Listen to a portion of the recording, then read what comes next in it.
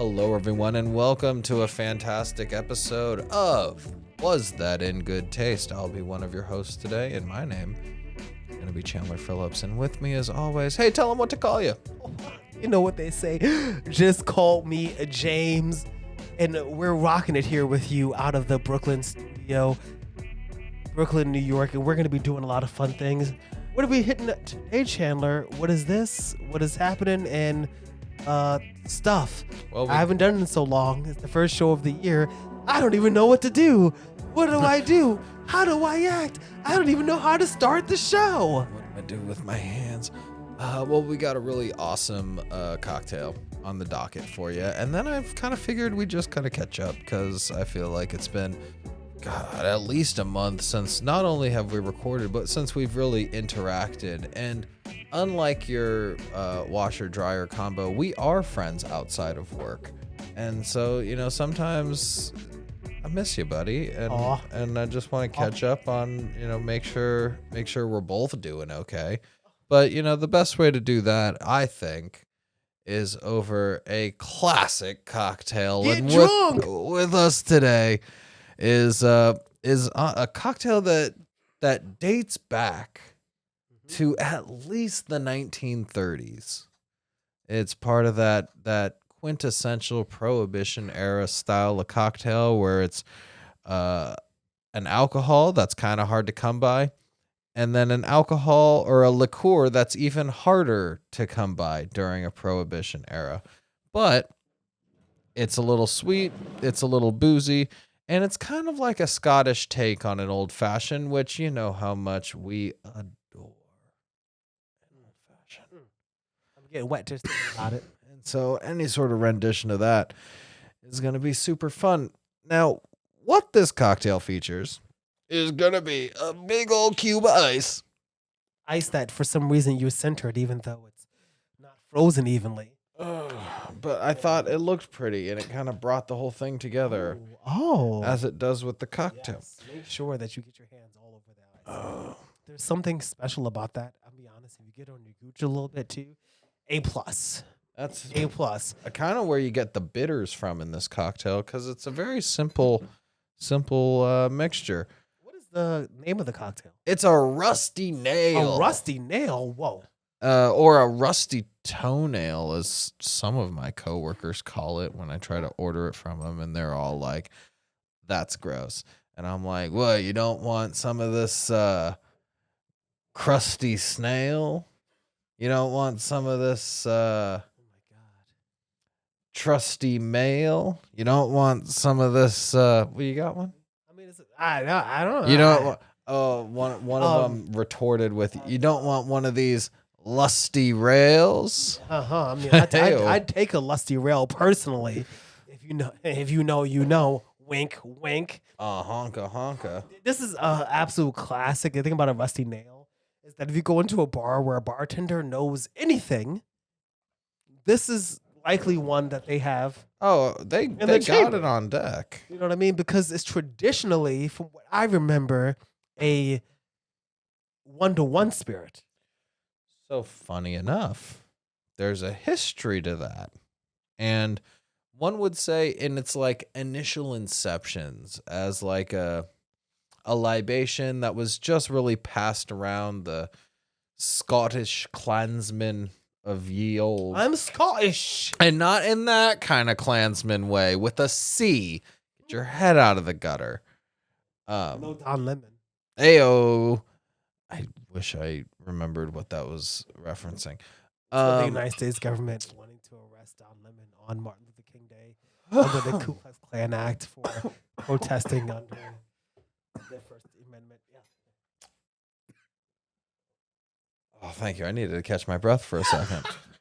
You ever been to a bar and had that guy who he's like, hey, I'm the other guy who's like I'm on my 6th drink. You're like, why is this guy so sober? And I'm like, you need to be actually really concerned about the state of the world. You're like, hey, I came here to drink and forget about my problems. And you're like, hey, they're not just your problems, you buddy boy. Yo, you think like, oh, I now exposed to what the state of the world is, that all of a sudden now I have problems? No, but also yes, and solidarity, brother. Why is this a one-on-one cocktail? So traditionally, a one-to-one cocktail. I'm assuming because traditionally, non-traditionally, okay? Because traditionally, its cocktail proportions are unknown. Oh, of course, yeah.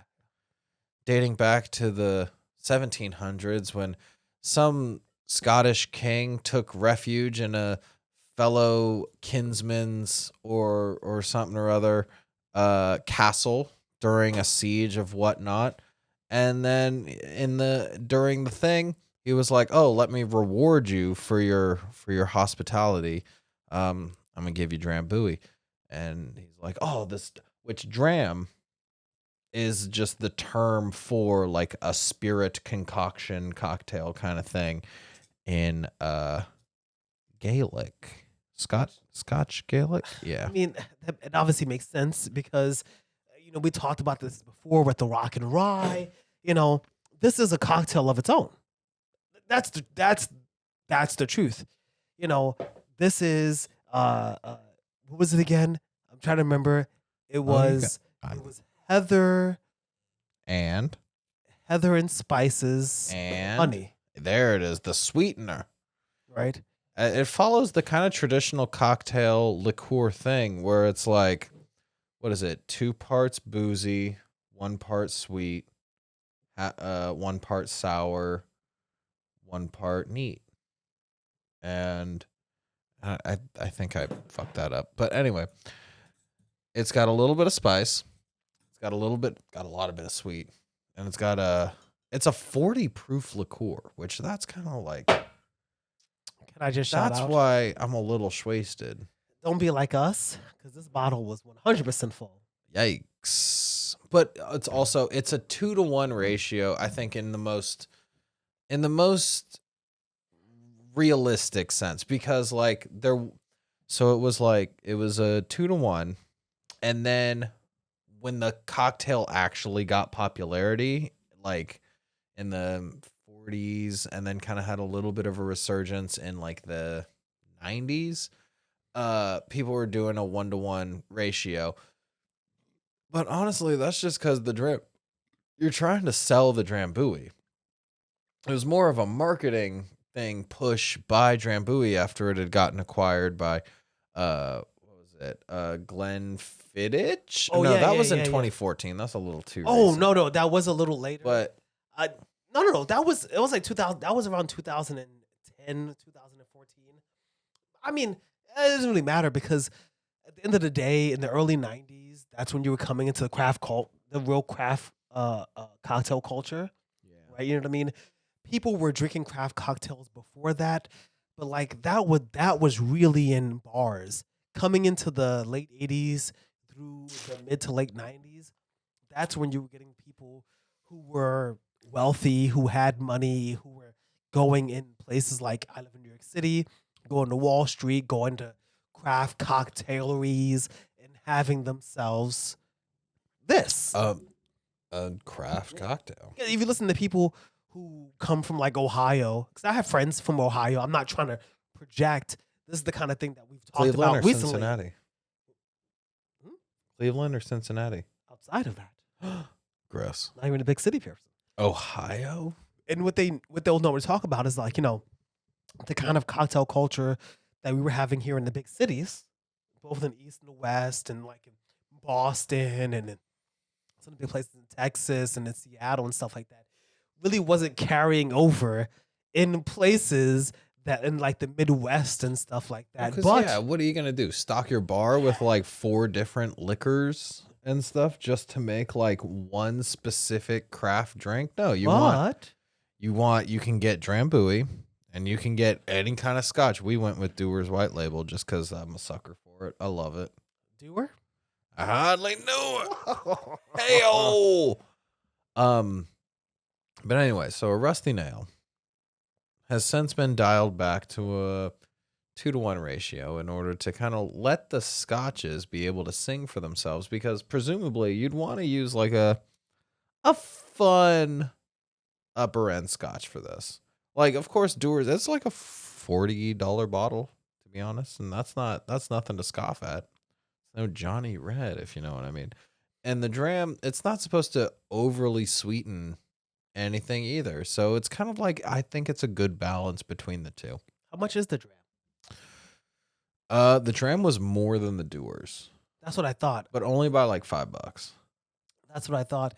I feel like They're the same ABV though. I mean, Yeah, man, they're both 40%. oh, Ain't that wild? that might explain a lot. We're just drinking fucking full ass glasses of essentially vodka, but with like more fun. I mean, I think it works. It's sweet. The Drambuie is extremely floral. I'm not gonna lie. You get a lot of that heather in there. I wouldn't know much about heather, but it does taste floral. It does. It Upfront, just does. It Just tastes saying. only of honey, indistinguishable spice, Hot take. It's floral. and a what? Drambuie is floral. And you know what? If they try to come after me for this, then I'd like to see them fucking pry the Drambuie from my cold dead hands. But I'll say this: Yeah. I refuse to give credit to Edinburgh. What? Yeah, I refuse How come? because I feel like it.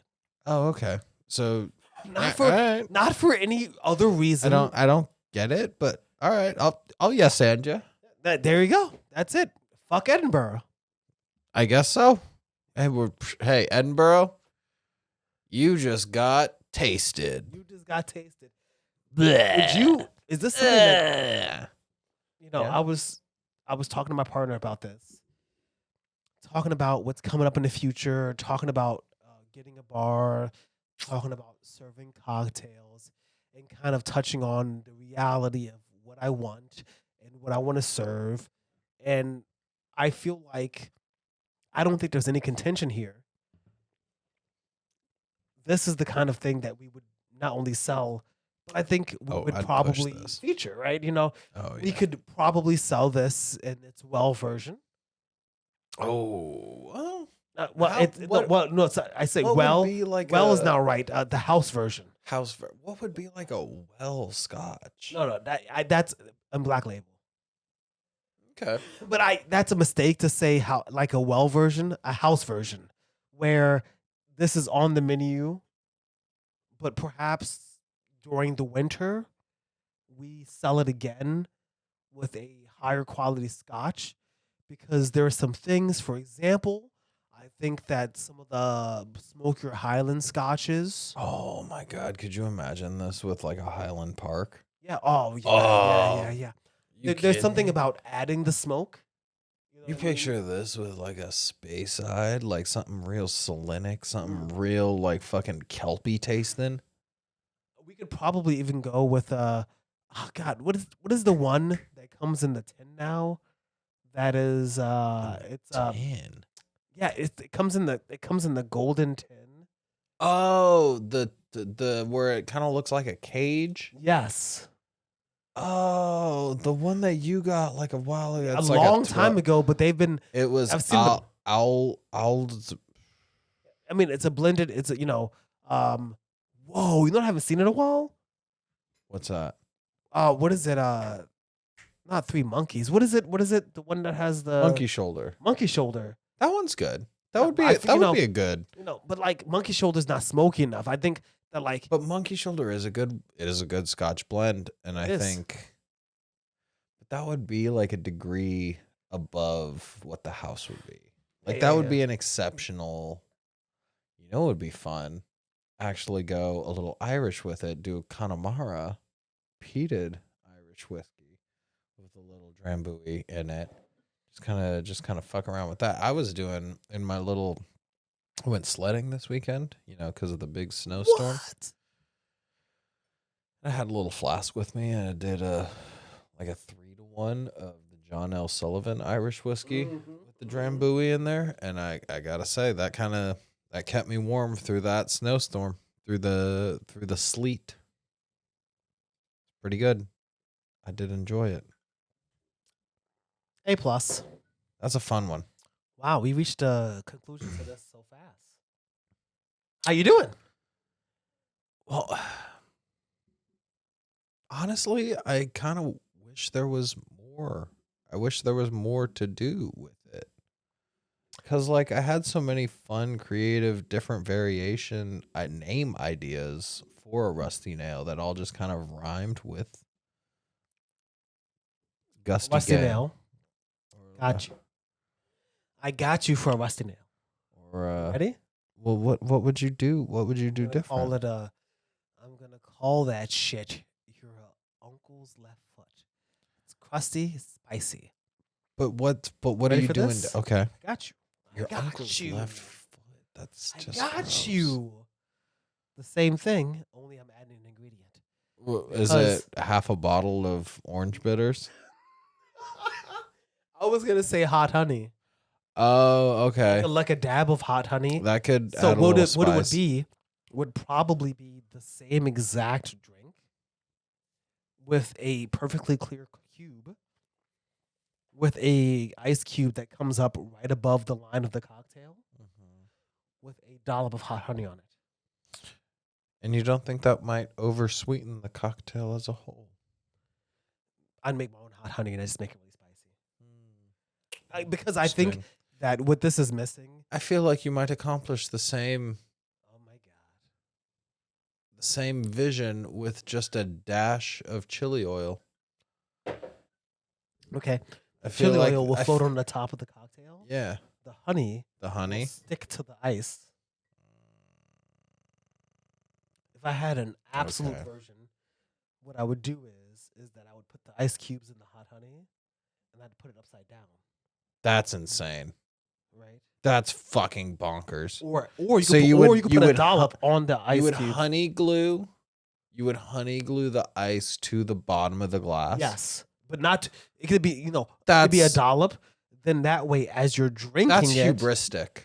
hubristic. That well, is you better call me Ozymandias. That is Okay. spitting in the face of the natural order of things. You're trying to defy buoyancy? Wouldn't that be beautiful though? I Wouldn't think, you tell me it'd be beautiful? I think you could try defying buoyancy. Trying to find buoyancy. Listen, you don't understand. Yeah? It'd be amazing. It would be wonderful. It'd be unlimited. This drink could be unlimited. That sounds pretty groovy. That actually, all right, I get behind that. Just a little something to spice it up because it's got a lot of sweet. Not too much. I'm not trying to say too What much. do you think of the garnish that I put on there and that is recommended for it? Is a lemon. I like it. I put I You rimmed it. rimmed it a little bit. Only try to get some of the essential oils on the outside of the glass. I think it works because it does cut through it. I kind of think the lemon I got a little too lemony. I kind of overdid it with the lemon. I disagree. Well, that might just be I got a bigger mouth on my glass than you. I might have. It's a lot of lemon. You might have hit it. I think this is working fine. I'm always about cutting the sweetness of the cocktails, but you know what? Let's be real. The average person coming into our bar is gonna think that this is awesome. yeah. They're gonna be like, this is the world's greatest thing. I think that we have to really, coming into 2026, really kind of like just accept things kind of for what they are, right? So it's like, yeah, man, the government's killing people on the street. This cocktail is a little too sweet for me normally, but I think more people would like this Then than people would, watching people getting gunned down in the street. or if it was spicier or Okay. less sweet. Though I do think a slightly smokier scotch, not too smoky. Okay. You know I what can see that. Not an Ardbeg, OA or anything like that, but like something smokier just to give it a little bit more body. I could see that. So I kind of think maybe a fun variation of this would be like you know that liquor store that we went to in Greenpoint, the Polish one, and they had like a grain liquor, right? That was like 97 proof. Or sorry, 197 proof. Did you see that? Um and I think maybe that'd be a fun substitute where like instead of scotch you use that, and then instead of the Drambuie you kind of go with something that has kind of a different floral but like little bit of sweetness, and it's like now hear me out.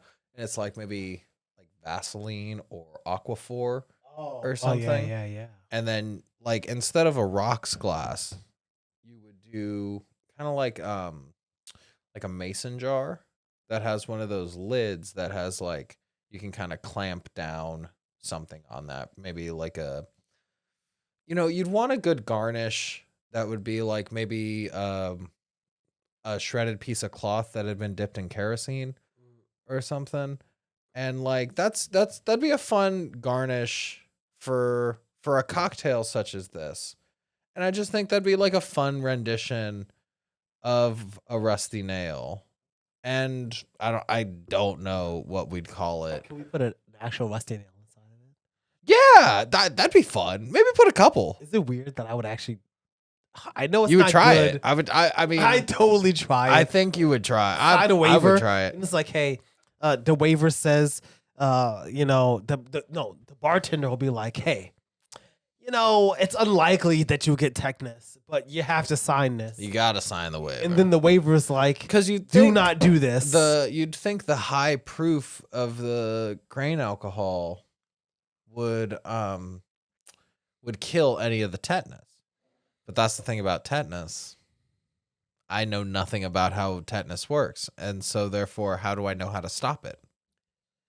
One of the problems that I always have when I think about cocktails, and I'm really trying to like buckle down and be like, what is it that I want from a cocktail? What can I do with it? I always have to rein myself in, because in a dream, I could probably get a piece of candy shaped like a nail. You know what I mean? Yeah. Like, but like, let's be real. What I want is somebody who can serve this cocktail. And if a customer comes up to you and goes, I want a rusty nail, I want the bartender to be like, I got you. And to be able to prepare this in the best way, which I think is probably. I think it's pretty straightforward. I think it's pretty. I'd probably put a 1-to-1 on a bar. 1-to-1. Not because. Would you like it though? Would you feel good about yourself doing a 1-to-1 ratio on this drink? I think it'd just be easier for the bartender. Yeah. Right. And I think that people would enjoy it. And I think for a cool garnish, right, I think I'd like I wonder if I can do a smoked lemon or Ooh, like a little. yeah. That'd be fun. Really kind of get it up in there, kind of really make it happen. Maybe have, I don't know. It's really hard. I want people to be able to go to a place and get something for, more. I think anywhere between $8 and $14, but at the same time, I'd love to offer people something that is, high quality, that they feel like they've come out and spent their money on, and the person who's making it enjoys making it. It all depends on the kind of place that you're at, right? If you're at a kind of cocktail place where people are just mulling around talking about sports, then this is a 1-to-1 cocktail. If this is the kind of place where they're not doing that, if they're talking about jazz, then maybe I would, instead of getting Drambuie, maybe I'd make my own Isle of Skye inspired liqueur. Like maybe a liquor 43 plus like a honey syrup, or do something kind of a little extra like that. Yeah. Damn. And you would just cheat on Drambuie like that. I mean, This is a Drambuie cocktail. The thing is, I like Drambuie a lot. You know what I mean? But like everything else, we were looking at the Wikipedia and they were talking about that it was like held by the McKinnon family for 100 years or some dumb shit. But like, F all that, right? Yeah. Like, these things have been bought and repurchased. And resold. And that means that the heritage of whatever this is in some form or fashion has been lost a little bit. And so, like, unless somebody's paying me to sell it, which, again, I don't think it's bad. I'm not shitting on it. I'm not saying that Glenfiddich is a bad company or something. But I think that actually you have a 40% liqueur. This is the kind of thing that you could probably make in your bar. And then you can do whatever you want with it. You can put some herbs in it, because it's spice. It's heather. But James, this is the kind of shit that, like, monks develop in, like... Oh my god. This monks, is the kind of shit monks that's developed like, it. That means it must be the most amazing thing this ever. This is the kind of shit that go... Bra-da-da. I can't believe monks made it. I guess monks made it, so it must be the world's greatest thing ever. No, but it's just like, it's a kept... Like, this is... Drambuie is Drambuie because it's Drambuie, not because it has honey, heather, and herbs and spices. It's like, it's... Is it messed up that I think that Drambuie is an it girl. The older I get, the less interested I am in keeping these around because of the heritage. And, okay, but yes, but like, okay. It's certain with liqueurs. If you get it to me cheap, then I'll buy it with love. Benedictine, that's an it girl. Okay, Chartreuse. Chartreuse that's is a big. That's an it girl. Chartreuse. It's like there are some things that are like, that's an it girl, and then there are other things that are like, yeah, that's a liqueur. Okay. Like, banana liqueur, that's just the drink, but Banane du Brazil by Gaffards, that's an it girl. Fucking Bailey's, that's just a thing. But like a good Irish cream. What is a bent nail? The Canadians have got me going. Charwasser cherry brandy, which I get. We have that. Oh, we don't have Canadian whiskey. Yeah, we don't have Canadian whiskey. Here's the thing: the cherry brandy, the Scotch, right?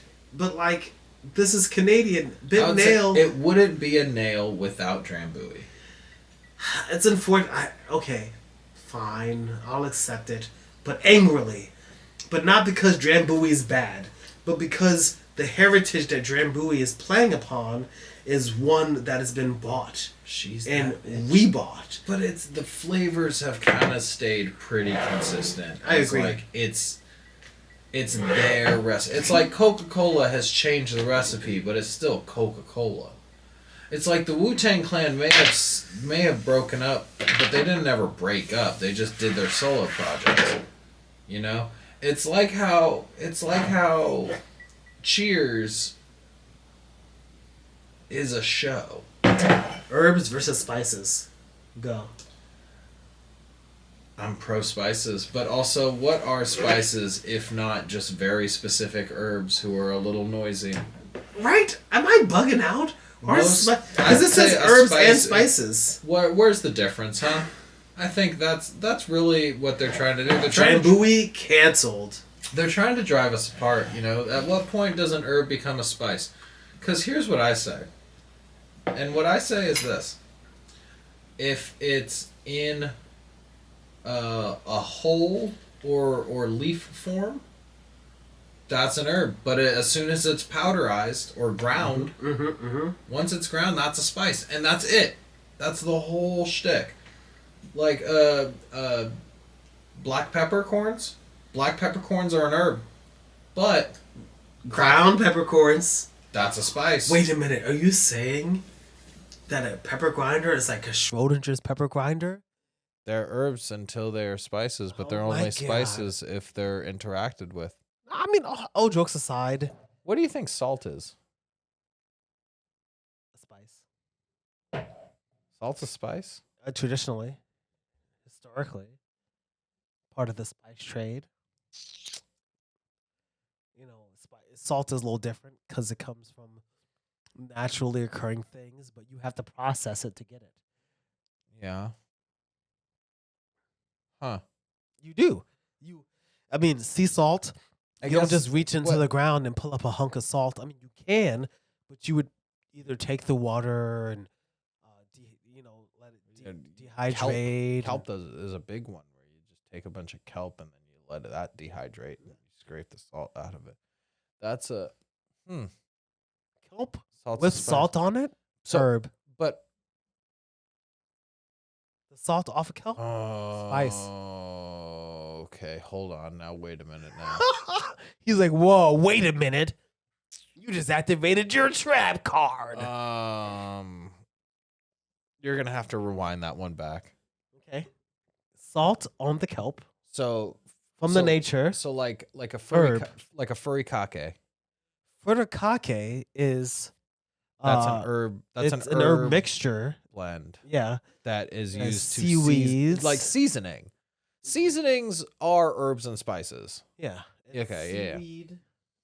It's sesame seeds and you know. It's a blend of herbs. Yeah, that's usually sometimes. Let me be honest. Often for children put on rice and stuff like that. But yeah, whatever. Why'd you have to add that part? That kind of felt For like those who know. and you're just like, oh, that's for babies. For babies. Sorry, flavor is And for ladies. babies. Oh, women are different than men. Let's perpetuate systemic misogyny. I have a friend who calls the person that he's with for a long time his woman, and everybody else's person as their woman. And I get it. It's actually a cultural thing from where he's like from, but I feel like it's weird, It comes off a bit Amazonian. right? You know, it's like his woman. Wow, yeah, I didn't know you. Okay, but how do you tell somebody after you've had 3 or 4 glasses, after the bottle of Dewar's White Label is Below the Less- label. below the label, right? I ask myself, how do you tell an awesome person who does good and is like a good person that the silly way in which they speak sometimes is like, who calls their person their woman? But is it in like a my old lady? Or is Yes. it like But I think I I would ask women. I feel like that's one of those ones where you kind of just have to let the language die with them. I kind of agree with that, right? Like it's just kind of one of those things where you're like, I could correct this, but also like they're one of the last people who are actually clinging on to this. And that's just because that was a way that they like learned how to identify. Old black people with be like that people. all the time. I'm sure other people say that. I'm sure there's some white person out there who's like, actually, my father calls his my mother, his woman. But like, I think that around black men often, sometimes you'll run into that a lot where they'll be like, my woman says this, and it's not really meant to be derogatory. My woman takes the morning train, and when there's something back again. I just think it's difficult and weird to call somebody your woman when you both have to have jobs. You know what I mean? Like, yeah, I feel like we What live. about milady? I mean, okay, can I be honest? Like, my lady, my dear Milady. princess. My lord, If you were to call somebody my liege. a slut or your princess or a good girl or whatever, that's like different, Oh, that's right? So I feel like miladies, because who's walking around being like milady? domino. There's like, you say milady in 2 ways. You say milady, Or you say, my lady. my lady, my nice- lady. Hey, nice lady. You say milady to people, to women. So If you- you're walking down the street and you say someone say, hey, milady. And you said, whoa, did you say milady? And I said, no, I did not. Sorry, go on. I just feel like, some things like it's like hard because especially if the person's woman, see, this is the problem with the language. Somebody goes, my woman, then when their person's around, you're like, oh, that's their woman. But you like, also know that they're saying it and they think of themselves as Leonidas when they say it like that. Like, my woman. My woman. There she goes. I must return home to the Again. Lotus with my woman. There she goes again. She makes my loins quench My and froth. quench? Yeah. My loins are thirsty. My loins, they need agua. I'm parched. My loins are parched. And What do you think about Travis Scott being in the Odyssey movie? What do you think about Christopher Nolan filming part of the Odyssey in like some desert somewhere and people getting upset because he's like on some sort of indigenous ground and he's probably gonna get away with it, which is probably not like the end of the world because he probably didn't like shit on it. But he's filming where? The Odyssey. I don't know. There was people were upset with him for filming on. Is he in the Adriatic Sea? Is he filming on location? I mean, he's filming all over the place. Wait, which indigenous people's lands? No, I didn't say. Oh my god. Are they American indigenous or are they like? No, I just said. Now that I said that, you're making me have to look it up. Sorry. Okay. Now you have to entertain the people while I look it up. Well, so here's the thing. When someone says, my woman, I kind of can't help but hear it in like I've been watching a lot of Spartacus lately. The Max, was it Max? Stars. Yeah. It's like, oh yeah, I'm Spartacus. Oh my god, it's so cheesy. But honestly, this is the original heated rivalry. Because the entire thing is like the one's a Thracian and he was stolen from his land because he rebelled against the Roman authority, right? And they took his wife and traveled her into Syria. And he's like, I'll fight as long as I can make coin to bring my woman home. And you're like, oh, it's kind of hot. That's all right. I get it. I'm kind of here for it. But then you have like, yeah, I can't drink tonight because my woman says I gotta be burly to do the blah, blah, blah. And you're just like, give your balls a tug, dude. Okay. Like, my woman to me sounds like the Odyssey, right? Yeah. By Christopher Nolan, is directed by Christopher Nolan. 2026 is gonna come out. Has Anne Hathaway, Tom Holland, and his woman. And his woman. Okay, But Matt Damon stars as Odysseus. Travis Scott is in it. Travis Scott stars as someone who's gonna interact with Odysseus. Wait, And at some point, he'll probably end up betraying him because that's how an Odyssey goes, right? Who do we think is going to play Polyphemus, huh? listen. All I know is that supposedly Travis Scott is inside of the Odyssey, and I just imagine that he's also the kind of person who calls somebody his woman. I feel like anybody that I date, if I said, "Hey, you're my woman," they'd beat my ass. But also at the same time, I guess if your person who wants you to call them that, Yeah. whenever somebody goes "my woman," I think to myself, But also, anytime I refer to my partner as my girl, I feel like a temptation. My girl. my girl, My girl. Talking about my girl. my girl. I don't know. Yeah. I That feels even weirder. I kind And of so then you just kind of default to my lady. Right? I Right. tend to advise young men to avoid the heavily gender language with their partners because systems in society. There's gendered language and Use for them. reinforce gendered roles, Okay. and that's inequity. But also, if she wants you to choke her out and call her that, I guess that's fine. I'm not here to judge that. And if she wants you to call her that in public, that's also fine. But then you're bringing your kink into public. And when I hear my girl, all I hear is you're bringing your kink into public, and now you're cucking me.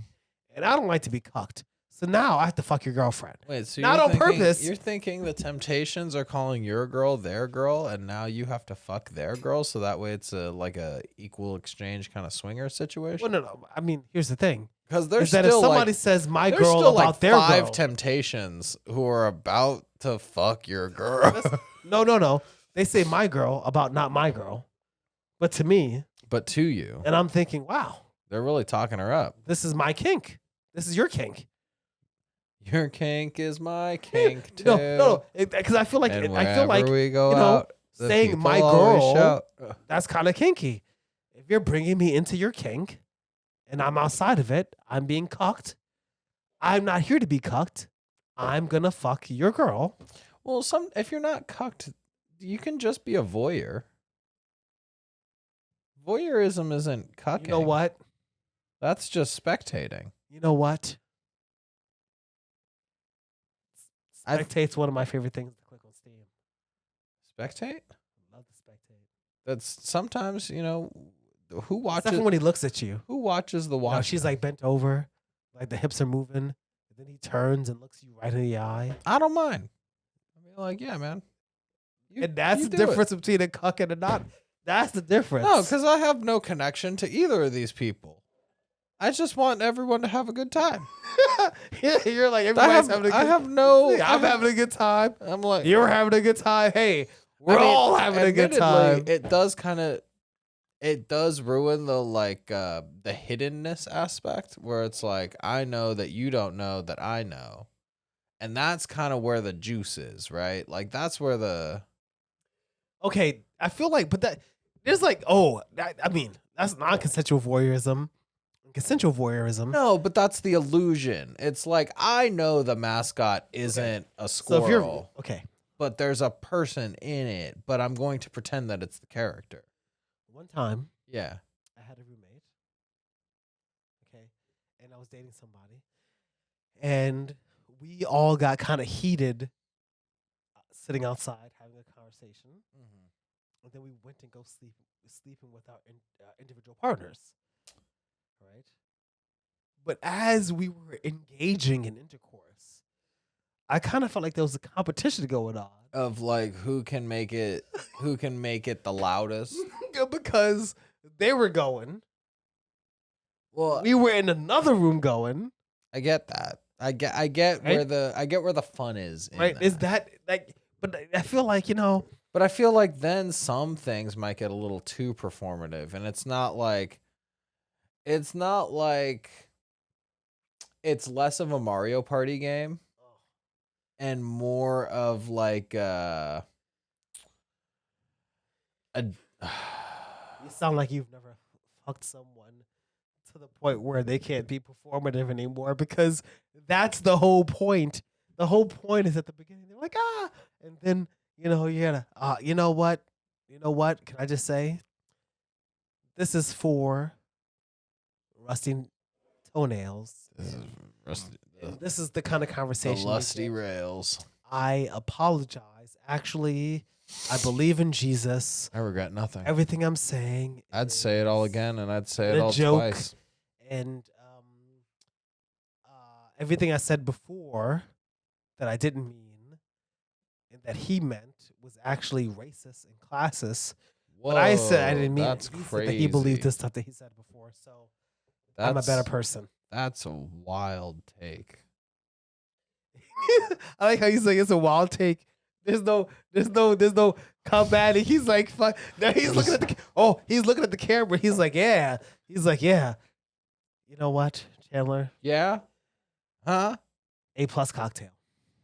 Thanks, bud. I figured this was a good one to ring in the new year. It's been keeping me cozy during these cold, cold winter months. I want to catch up quickly because I spent the last month and a half like pretty ill, Yeah. and I've been recovering, and I'm coming out of it, which feels great. You know what I mean? But Are you kind of coming out of your cage and you're feeling just fine? coming out of my cage, and I'm feeling just okay. Okay. But like I'm not perishing yet, and there's a lot of stuff going on. And honestly, I've been pretty stressed.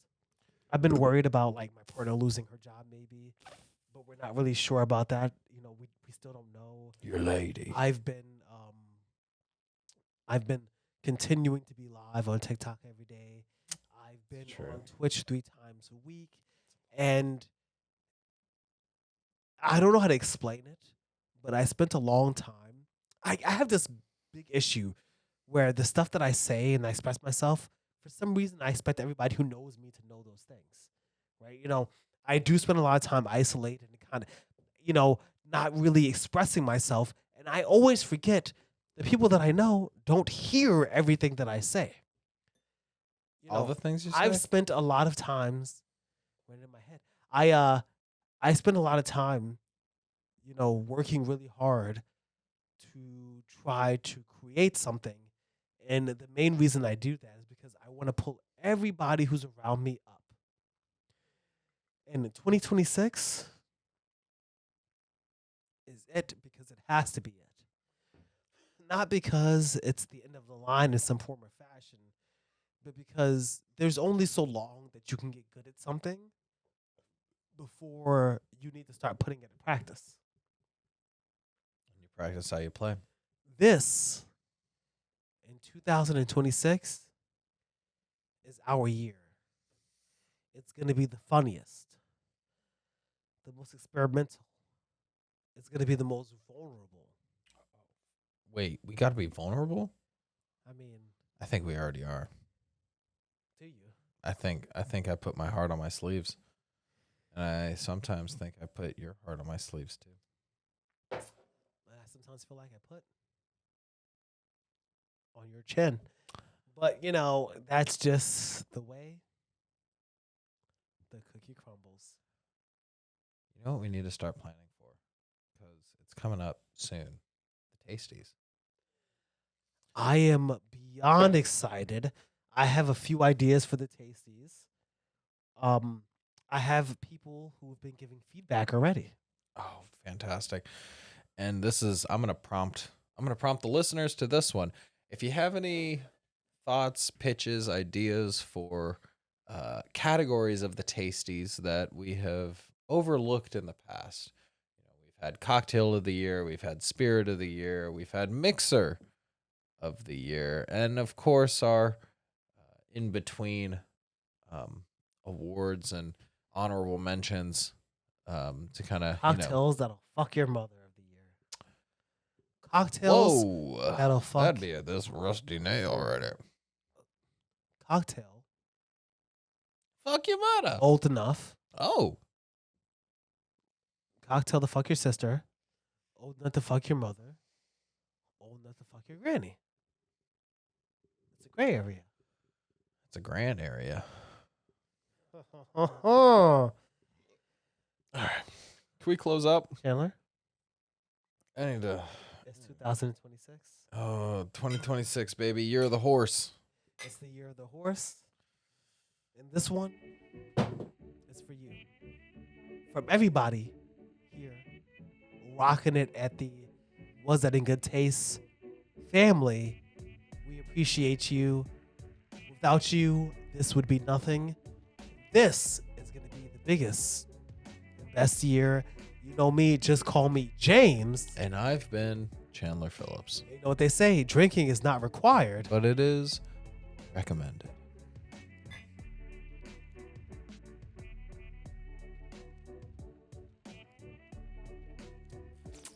Did you get pegged this summer? You were talking about it. We got to make that happen for you next summer.